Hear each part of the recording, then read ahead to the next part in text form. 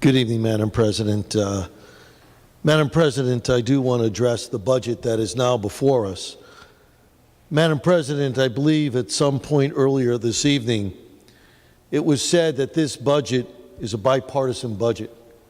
And it was said about 16 times to 18 times, this is a bipartisan budget. This is not a bipartisan budget. Just because people sit in a room and gather and listen to the discussions does not make it a bipartisan budget. This administration never once asked the Republicans to come to a room. Not once. Now, we had individual conversations, but there never was, let's get all the leaders together to see what common ground we have and what common ground we don't have.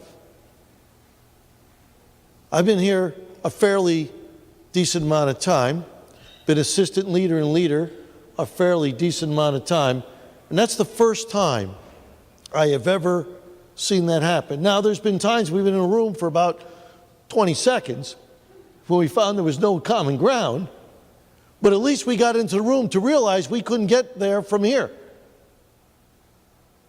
But there never was an occasion that all the leaders didn't sit in a room and talk.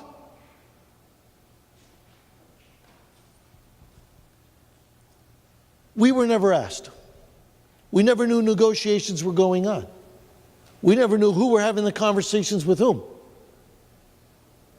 Leadership on the other side of the aisle never said, hey, can we sit down and talk? Can we have a conversation?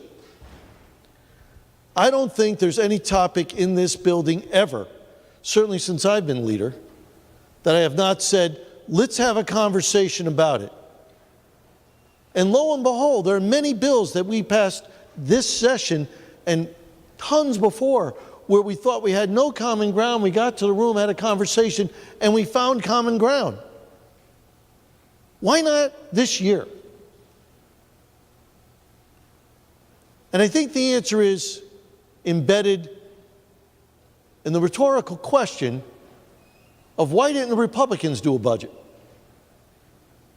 I often hear in this building as an excuse for putting forth a budget that one could question to be the right direction for the state of Connecticut is that, well, you know, you Republicans didn't offer any ideas. Well, we got to get at least intellectually honest with each other of this session. This session started off with the gates bursting forward, or bursting open, I should say, with the majority party saying, here are 5 things we're going to get done. This is our 5 top list. This was in early December. These are things we're going to do. Get out of our way. Get out of our way. Here they are. We're taking over. Here are the 5 things we're going to do. Thank you for the bipartisanship of 2 years ago. We don't need any more. We're going forward. You could feel it. I often say that the LOB is a living, breathing animal. And when you walk through it, you don't have to talk to a person, but you can feel what's going on in that building just by walking around the building. And if you've been here long enough, you understand what it says. If you're new, it sounds like a lot of crazy people run around. But if you've been here long enough, you know what it says. You understand the pulse. What bills are going to make it, what bills aren't, who's pushing what, and what's the real reason why it's going forward. You just feel it.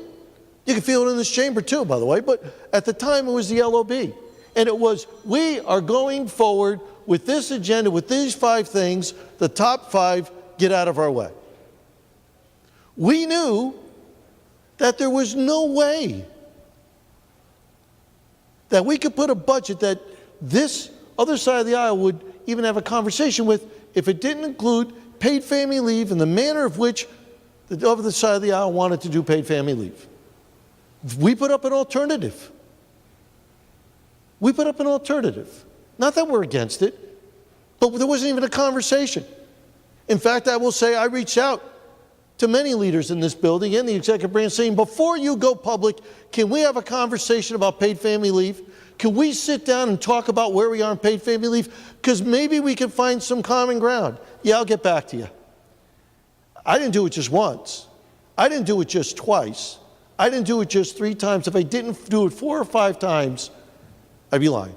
I did it every opportunity I had as leader for my caucus to say, let's have a conversation. But clearly that isn't what they wanted. I did it to different leaders, I did it to different chambers, and I did it to the executive branch. Minimum wage, let's have a conversation. Maybe we get there, maybe we don't. But we have some ideas of minimum wage. You know, we talked very open, in fact, even 2 weeks after the election. Not one conversation about minimum wage. So we knew it was minimum wage, paid family leave, marijuana, the sexual assault bill, which there was some conversation, and I thank everyone for that. But overall, it was, here are the things we're going to do. First day of session, and gates break open, off to the races, and if you stood in the way, you got trampled. And if you questioned, you got accused. And if you said, what if, you were stalling. We remember the first big debate in this chamber, the tweets that went out that day, claiming a filibuster. Because there was some folks to ask questions about a particular bill that was being discussed. That was the attitude. Thankfully, that attitude has changed. That has changed. And I'll chalk it up to exuberance. And I said then, and I'll say it now, that isn't what this chamber was about. There was plenty of opportunity to have a conversation, but to argue, and that's okay, by the way. Clearly, the numbers are the numbers. And if you want to run a partisan budget, you're more than apt to run a bipartisan budget. That is your right. That is your privilege. That's what happens with elections. Just don't cloak it in bipartisanship when it is not. We hear about some ideas that are in this budget that were in the bipartisan budget. Education costs, same formula that was derived in a bipartisan conversation.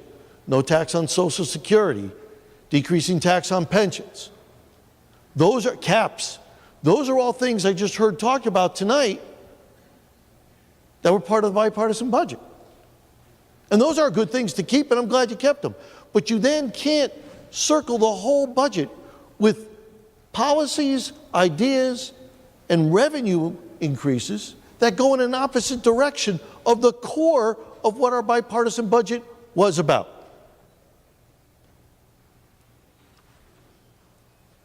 Madam President, 2 years ago, we passed a bipartisan budget that did do the caps. We had the spending cap, the bonding cap, the volatility cap, to name a few. And at the end of the fiscal year, this fiscal year, we have seen the fruits of that labor. I think someone said we have the most we ever had in our rainy day fund, which is over $2 billion, historically the most, probably the most we ever put in. And that was because of the volatility cap. And because of the bonding, you can't touch it. Senator Fonfara was one who brought that to the group bipartisanly, and we all talked about, and I think he offered it, that it should go into bonding as a condition.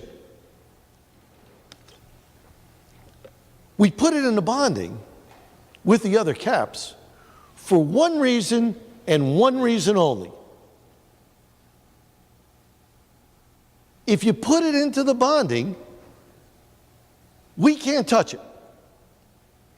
Had we not put it in the bonding, I am sure as I stand here right now, there would be arguments that we got $2.4 billion in the rainy day fund, we can't raise fees or taxes, we got to grow government, we got to take that money and use it.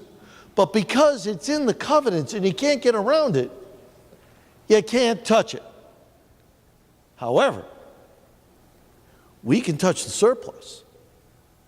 The surplus doesn't make its way to the rainy day fund until after the close of the fiscal year, when automatically it goes. So you have to do a budget that you have before you, which we'll get to my points later on. You have to do this budget, and you got to do it before session ends, because if you don't do it by the end of the month of June, you can't use that money. So we have a surplus of $500 and some odd million. And by the time you do the hospital deal, by the time you do the teacher deal, by the time you use it for some of the shortfalls, by the time you use it for this, that, and the other thing that they have in the budget, there is virtually nothing left of that surplus. Nothing. We have nothing to show for that surplus. And I guarantee you, if that rainy day fund had that same opportunity to take, it'd be tough to wipe out $2.4 billion, but for that same opportunity to take, it would not be at that level. So when you talk about the bipartisan budget, what we did, I am proud of that budget, because we have the reason why the deficit isn't as great, by the way, I might add, from when we started off ending of last year, is because the revenue has increased in the state of Connecticut. I would argue because we set parameters never set before in this building. We told the public, we are going to control our spending. We're going to control our borrowing. Trust us. And if the stock market goes crazy, we're going to take a portion and we're going to put it in our piggy bank, because we are going to be conservatively controlling our expenses so we can move us forward. And I would argue that the people responded by saying, right track, good direction. That's what I would argue. Let's just go back to GE. I still have a letter on my computer of why GE left that they sent to their employees. I still have it on my computer. And what was said was the inability of the state of Connecticut to control their debt means that they cannot sustain their structure in the state of Connecticut and build. And therefore, with the tax increase of 2011, coupled with the growing debt, we're taking off. Now everyone can say, oh, they went to Boston for this, that, and the other thing. I sat with the CFO, and I have that letter on my computer that was sent to their employees.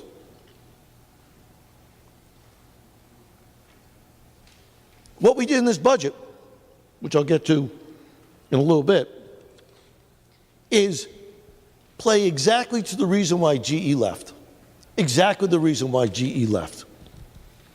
So in the budget 2 years ago, we had no new taxes. People are going to say the hospital tax. If you remember 2 years ago, we did do the hospital tax, but that was something the hospital had settled on with Governor Malloy, and we stuck it in the budget because it was a deal that was struck, and we codified that deal.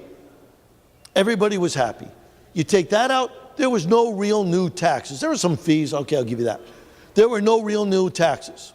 So we had caps, no real taxes, but probably one of the most key elements that I've heard since day one in this building is transportation.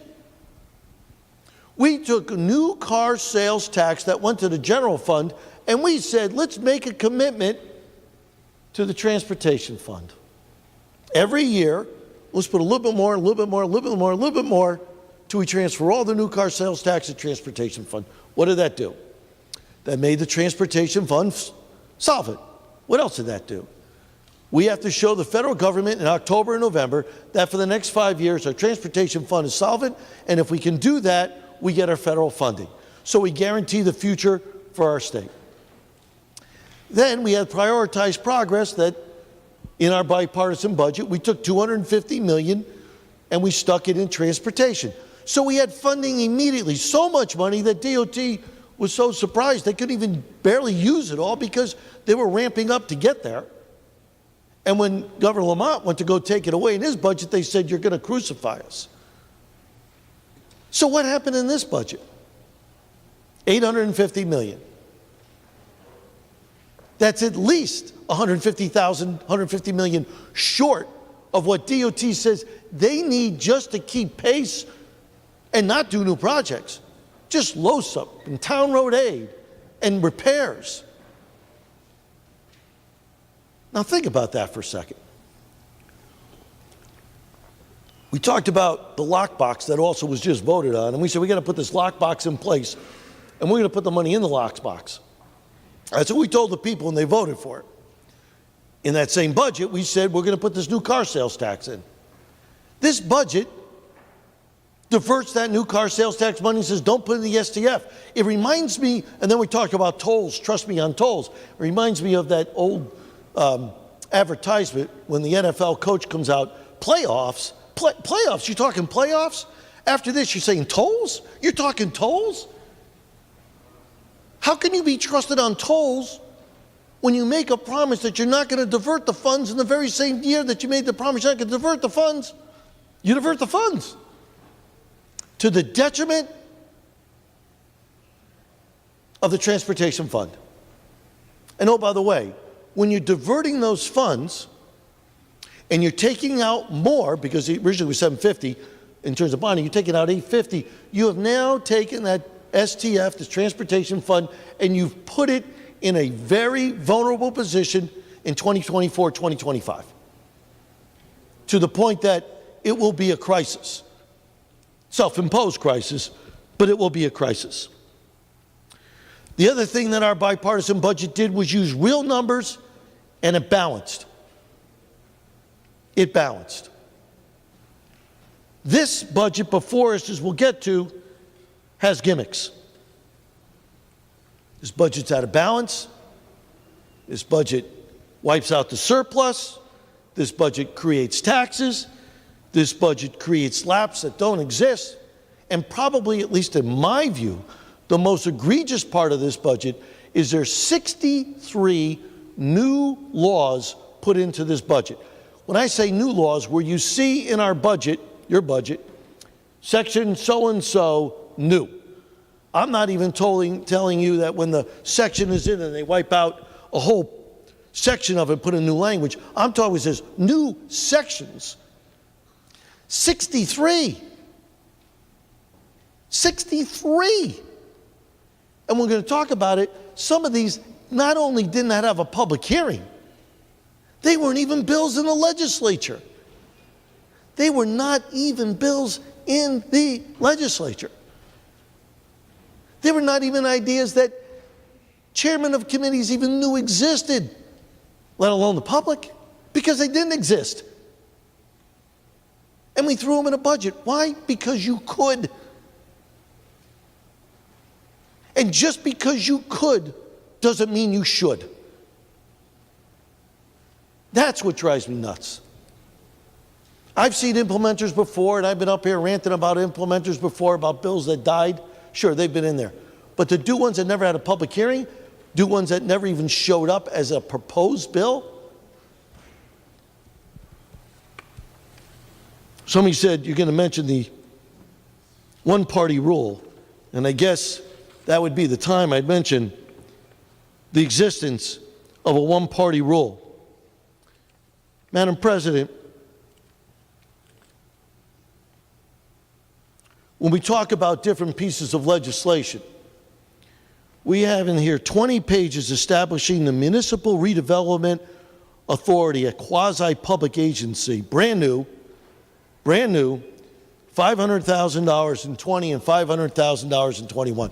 I don't think anybody in this room has any misunderstanding where I believe quasis are, that they're not very good. But that bill came out of the House, sits on our calendar, and went immediately into this budget. There's a whole section on nail technicians and eyelash technicians, which I agree probably needs some oversight. But the first bill that was written was very egregious, and they scaled it down for a vote because they realized how overreaching it was. And when they put it in this budget, they pumped it back up to the original form that people agreed was way over the line and way too much, and stuck it in this bill. And you're going to hear, I know you're going to hear when constituents comes up to those people who voted for this bill are going to say, okay, but it was a budget bill, there's a whole bunch of stuff in there. I didn't like that section, but the other sections I like, so I had to vote for it. And I would say, no, you didn't. You could have said no. Madam President, one of the changes that strike me as being very significant is this. Several years ago, this body passed the Public Retirement Plan. Now, the Public Retirement Plan was a tied vote here in the Senate, and Lieutenant Governor Nancy Wyman cast the deciding vote. And what the Republic retirement plan said was this. It was a party line vote, that we're going to take out of everybody's salary a little bit of money, and we're going to have you put that into a retirement plan. Because we know better than you that you're not getting ready for retirement, so we know how to do this. So we're going to take that out. So when there was a lot of rigmarole, it was, well, the way we're going to do this is we're going to create this agency, and this agency is going to give you different types of plans. So if you're my age, which is still young, but you wanted a quick growing pension plan that maybe had some risk, you would maybe go into more riskier investments because you had a higher rate of return. But if you're younger, like Senator Haskell, perhaps you want a slow growth, no risk, because you're young and you're going to be working for a while. Or maybe you're middle age and you're saying, I want a little bit of this and I want a little bit of that. But you, who we took the money out, would have an absolute right to pick which retirement plan you would like to be in.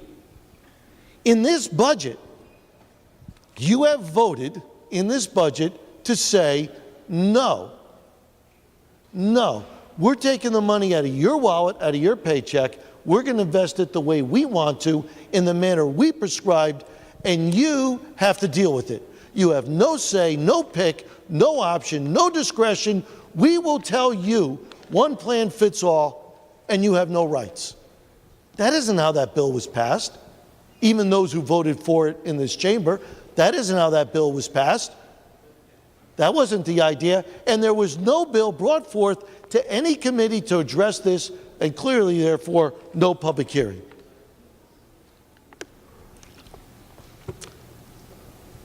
You have the power to do it, doesn't mean you should. Madam President, I'm not going to go through the health care bill because I think Senator Kelly did a great job on that issue. Madam President, the amount of taxes and fees in this budget sends the wrong message. You know, it took us, for those of us who were in the room 2 years ago, we started negotiating the budget maybe in April, and we didn't finish doing that budget till the end of October, if not November, my recollection is. And we had really good conversations. Really good conversations. We had to protect social services. We wanted to make sure we sent the right message to the people. It was a divisive time in our country. We wanted to have a bipartisan get-together so we can march out and say whatever's happened in Washington, it's not happening in Connecticut. And here's the direction to move us forward.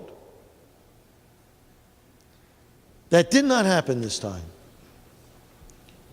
When you put a 1% tax on meals and beverages, I would argue sent the wrong message. It isn't just one thing, don't forget. You have the minimum wage going up, and you got the tax on beverages and restaurants. Thank gosh that shift scheduling didn't go through. But if you add those together, you are going to be increasing the cost to people at every facility who go out to eat.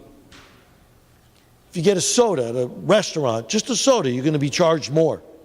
Digital downloads to that's just a money grab. It's just a money grab.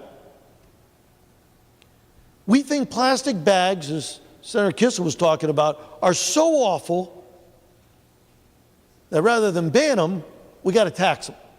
They're really bad, but if we're getting some money, they're not quite as bad as we may think they are.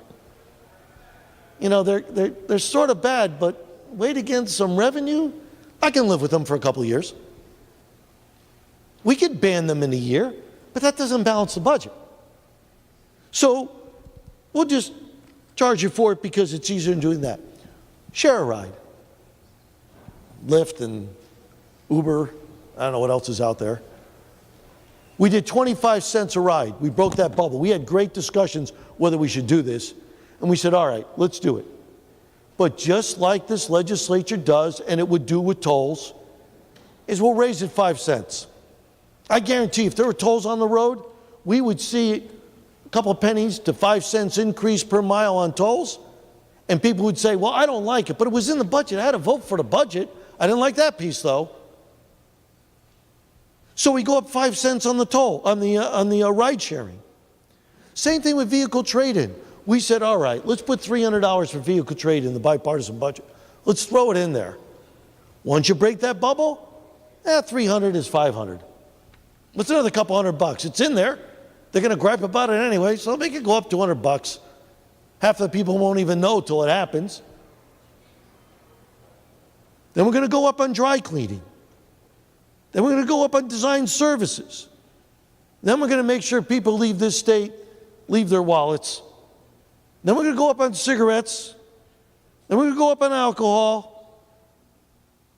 And then we're going to create a $5 charge on another bill that never saw the light of day in this building or in the LOB, which is this whole thing about charging $5 for a electric car program with a rebate, and we're going to charge an extra $5 because we're going to use that for rebate, and that's a good thing until we get broke, then we'll probably swipe that money.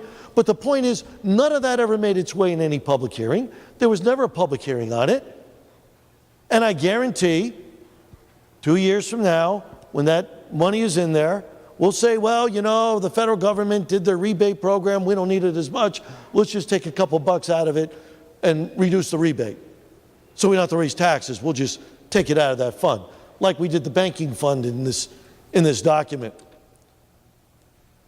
But there was never was a public hearing. Not one person had the opportunity to come up and argue whether that's good or bad. Nobody from the industry, nobody from the car industry, nobody from electric cars, nobody who said, I got another idea. No, we just throw it in the budget, and because you could doesn't mean you should.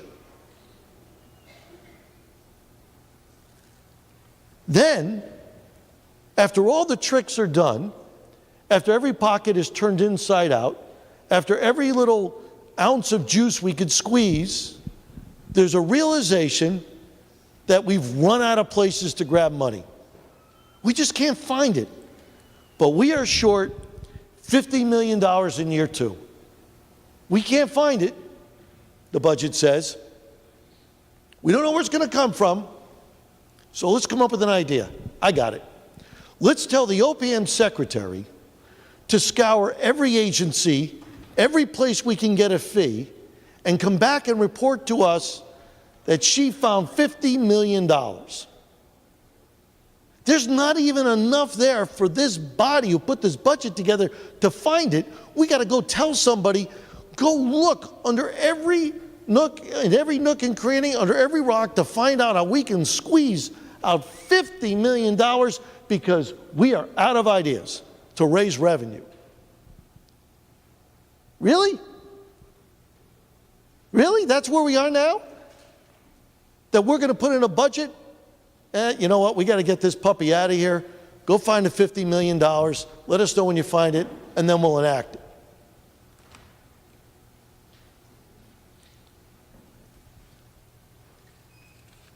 Madam President, I was saying as this budget's going to pass, because I can count votes, we'll hear a sucking sound of $550 million coming out of this surplus. And as we talk about the budget, we have to talk about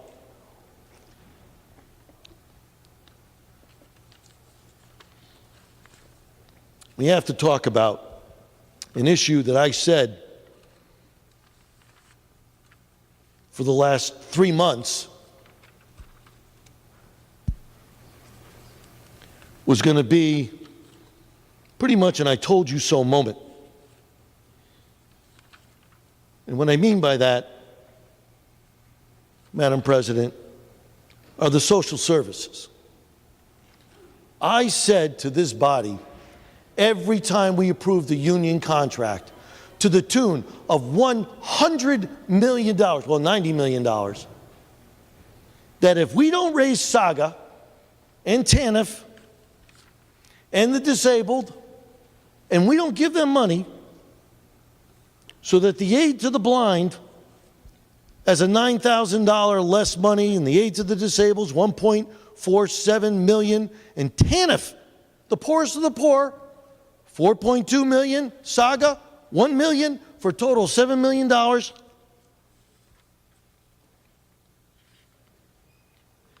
If this budget did not rectify those social services, there has to be an answer to that to those who vote for this budget. You've put in $100 million of increased costs, including pension fringe, and yet you froze, and it says the word froze, maybe freeze, but froze all those increases across social services, but you got $100 million for new contracts. Every time those contracts came up, all I heard in this circle was, we got the money. We got the money. We got the money. But the money never went to the people who need it most. The money never went to the neediest of the need or the core function of government, which is to help those who cannot help themselves. They didn't get a dime. They got frozen. We talked about, oh, we got to get these lawyers, not that being a lawyer is a bad thing, but we got to get these lawyers, a 3.5% increase, these tax lawyers, every year. But we can't give TANF a cost of living increase of less than 2%.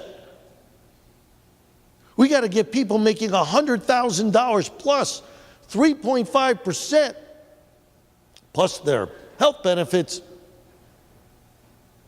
but we can't give Saga a couple extra dollars. We can't find $1 million out of $21 billion budget for folks who are living under care who ask for $10 more to keep in their pocket. We couldn't find $1.2 million out of $21 billion, and by the way, when that was brought up, somebody opposed it and said, not now. Well, it wasn't now back then, and it wasn't now being in this budget, because that is not in here. So to argue not now meant really not ever. How do you do that? How do you pass a budget that says we're going to take care of $100 million of new contract liability, but we are not going to give one more cent to social services? From the very first contract that came in front of this body, I said, if you're going to do this, at least have the common decency and courage to hold to that conviction that people need more money because there's a rising cost in Connecticut, and we are going to take care of those where a dollar means a lot to these folks. And every contract that came up, except for maybe two that I don't want to be too repetitive on, I made that same argument.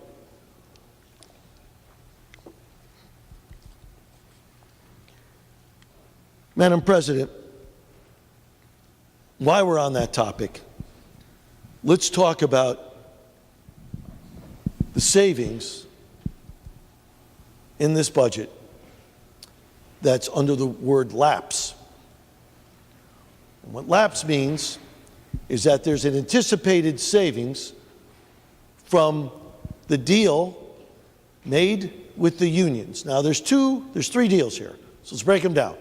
We got the TERS deal, which is the refinance, which I'll get to second probably, but that we could do because statutorily we can do that. That's fine, no argument there.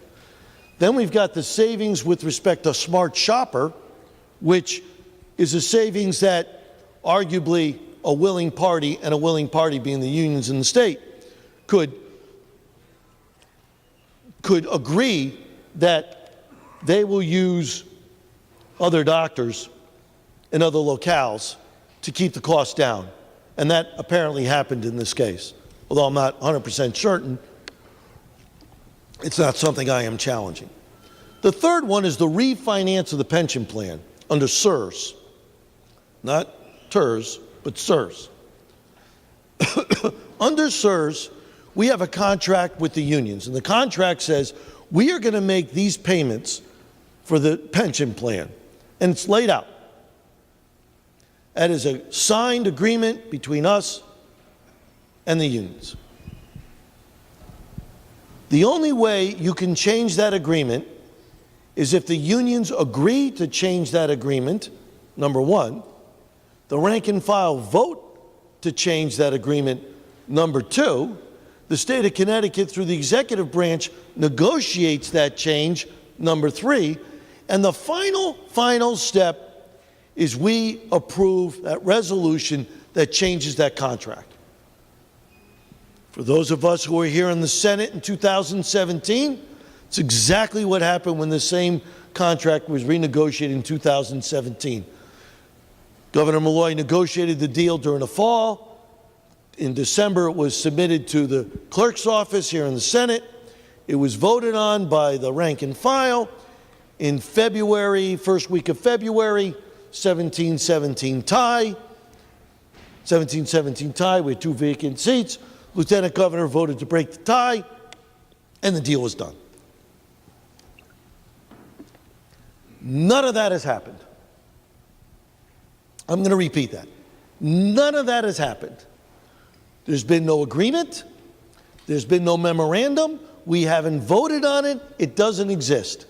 And when I said that earlier today, the response from the governor's office, quoting Mr. Livingston, who represents the unions, is, we are willing to have a conversation about it. We are willing to have a conversation about it. It wasn't even, we have a deal in principle. It wasn't, hey, we're really close. Senator Fasano, you're crazy. We have a deal. We're drafting it as you're talking. It was, we're willing to talk about it.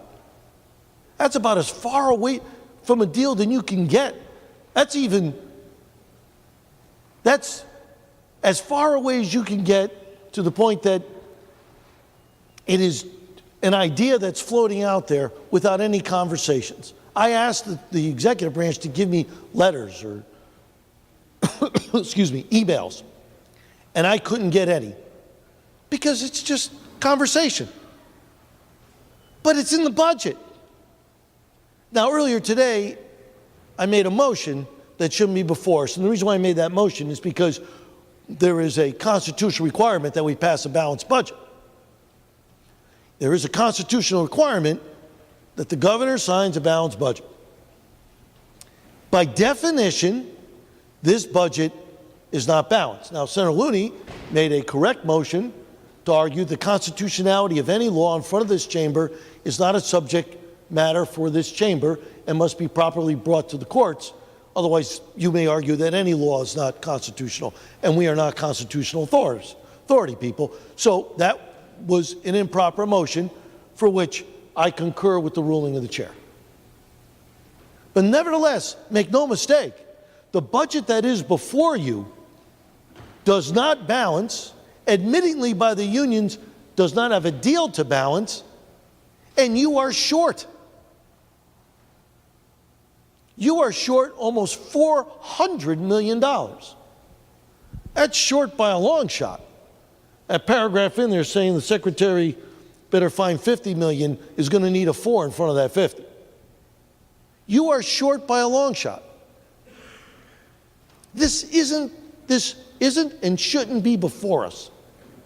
It's not the right thing to do in the state of Connecticut. Some may argue, well, we'll fix it.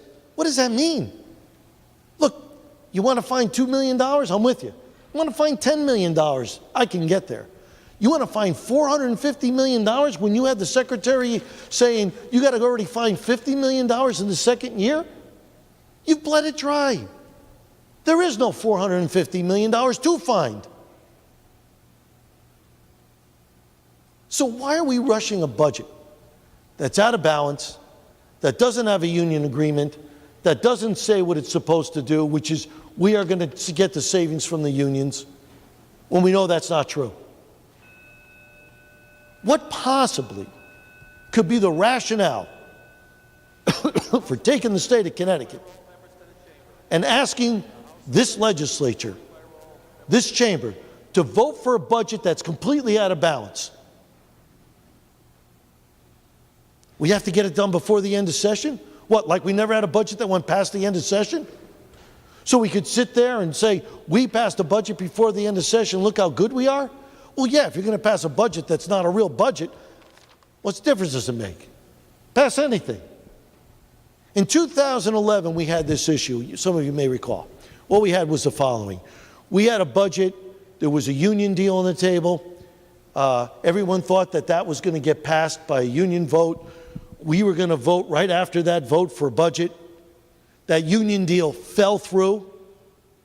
The budget was amended to say the following. If the union deal does not get passed, the Secretary of State and OPM will find the necessary savings to fix the budget.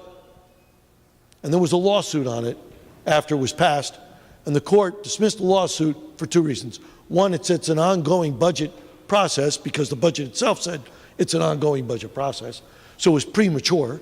And number two, there was a subsequent vote by the unions that said we'll accept the deal, so it made the issue pretty much moot.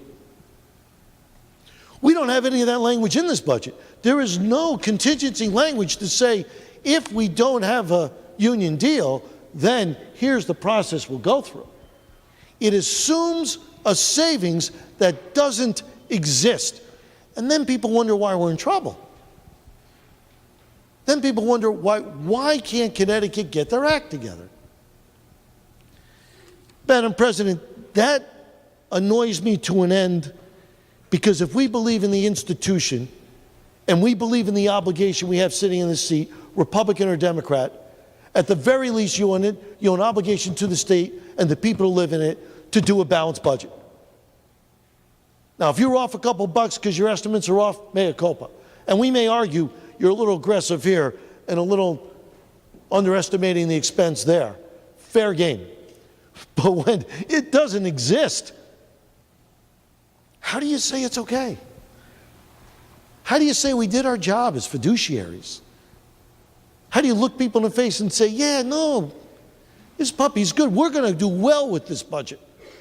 I heard someone say that this is the best budget they've seen. You know, last time I heard someone say this is the best budget, actually, the two last times I heard people say this is the best budget I've seen was 2011, the largest tax increase that sent us into huge debt.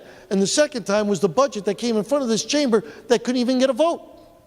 Those are the last two times I heard someone say this is the best budget possible to be in front of the legislature. When there's that much accolade, you got to pull back the cover. Madam President, a lot of people talked about the pork and earmarks in our bipartisan budget. We did not have that.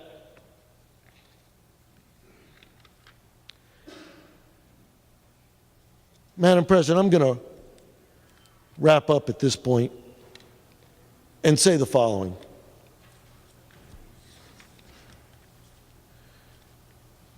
When we talk about budgeting for the state, there's two parts to it, in my belief.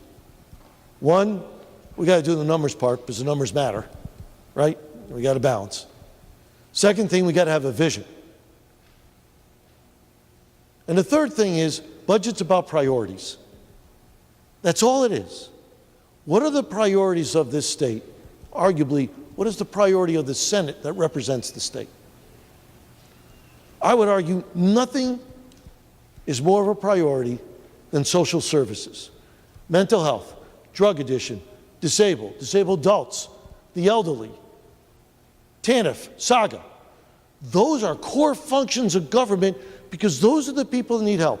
And I have said this, and those of you who were in the room when we did our bipartisan deal 2 years ago know I've said the same thing. You cannot make cuts across the board. They have to be surgical because there's core functions of government that need to be protected because people depend upon it. And that's what we do.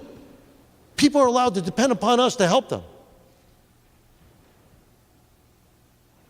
So what is budget but a priority? The number one priority is social services. Second, we got to show a future. We've got to show the future. We've got to show the kids that are growing up in this state there is a future. Look, I get debt-free college, and we talk about it in here, but we talk about it as a talking point. It says, I'm going to give you debt-free college because I want to be able to say we put debt-free college in a budget, but it's really not debt-free college because it's predicated upon the lottery to do the internet, which they don't have at this time. But when they do, and if they get there, we'll have a conversation about it, but we got it in our budget. What? the heck is that? We can have a conversation about those things, and we can find novel ways of getting there. But let's have a conversation about those things. That's a good direction for the state. Jobs, good direction for the state. Being able to live in this state without going broke. All of us have heard it. Some of you may deny it, but you all heard it. I'm leaving the state because it's too expensive. Whether it's taxes or cost of living or property taxes or gas, whatever it is, it's too hard to live in the state. We all have heard it. Some of us may admit it more than others, but we all heard it. We have to send the direction that we hear you and we want you to stay. That's why, by the way, the bipartisan budget doesn't tax Social Security and cuts down on pensions, because when we had that conversation, we said we want to keep people retired in this state rather than leave the state. Over 25% of state employees leave our state and their checks go with them. We want people to stay here, and if you're getting a retirement check, heck, you'd rather be in a state that doesn't tax your retirement money. That's money in your pocket, money you give to your kids or you buy something. You stay in this state, we're going to take it from you. Why? Because we can. Those are the directions that we have to talk about. And then you take those principles, those ideas, those values, that direction, that future, and you build the budget around those key components. That's the way you do it. Not with 63 new laws, some of which never got a public hearing, not with hodgepodges of ideas. I think Senator Kissel also mentioned this, hodgepodges of ideas all in a bag, shook them all up, and then we wrap revenue around it, put it on a bow and say, vote for it. That's not a plan. That's just everybody saying, I want mine so you can get yours, and then we'll wrap revenue about it and everybody will be happy, at least from one side of the aisle. That's how 63 bills get in the file. And we all know it. We all know it. So, Madam President, I believe this is the wrong direction. We can do better. Frankly, we have done better. Frankly, together, we did the budget 2 years ago that put a path that I think we'll all talk about every single time we hear budget being talked about. Propes, finance, on the floor here, we talk about surplus, the most ever, how good this budget is, we're not taxing this, the growth in the economy. That didn't happen by magic. That happened by a bipartisan budget where people got together and shared ideas. My view of the world is different than each and every person's in this room. And each and every person in this room is different than my view. Nobody's right, nobody's wrong. It's a question of how we could come together to do something. That's what we're supposed to do. That isn't what was done this year. I promise you, we are going to be back in this chamber for two things. One, we're going to be back because this union deal is nowhere near any life form, and it's going to be a problem because you're not going to get those savings, or get those savings. Two, we got the hospital tax that is talked about in here, but there's no language in here that makes it happen, so we got to come back for that one. And three, we're going to have a shortfall. We're going to have a shortfall. Now, one may argue, well, Len, we're not budgeting 100% of our income, so we got a buffer. But if you use that buffer to pay expenses, I would argue, why are you doing a buffer? You got to keep that buffer sacred. We will be back here. And I hope when we do, I really hope when we do, not people rhetoric saying my door is open, because doors were open, but nobody was home. But saying, let's have a conversation together. Let's talk. Let's sit down in a room and say, what are your ideas? Here's mine. Let's get the leaders together. Between the leaders and the chairs of the committees and ranks, we've all served with each other for a whole lot of years. We all know each other, and we all get along. But yet we never had one conversation about this budget. We've known each other for years. And we enjoy each other's company on top of it. So what kept us out of the room? Partisanship. Partisanship. Thank you, Madam President. Thank you, Senator Fasano. Will you remark further on the legislation?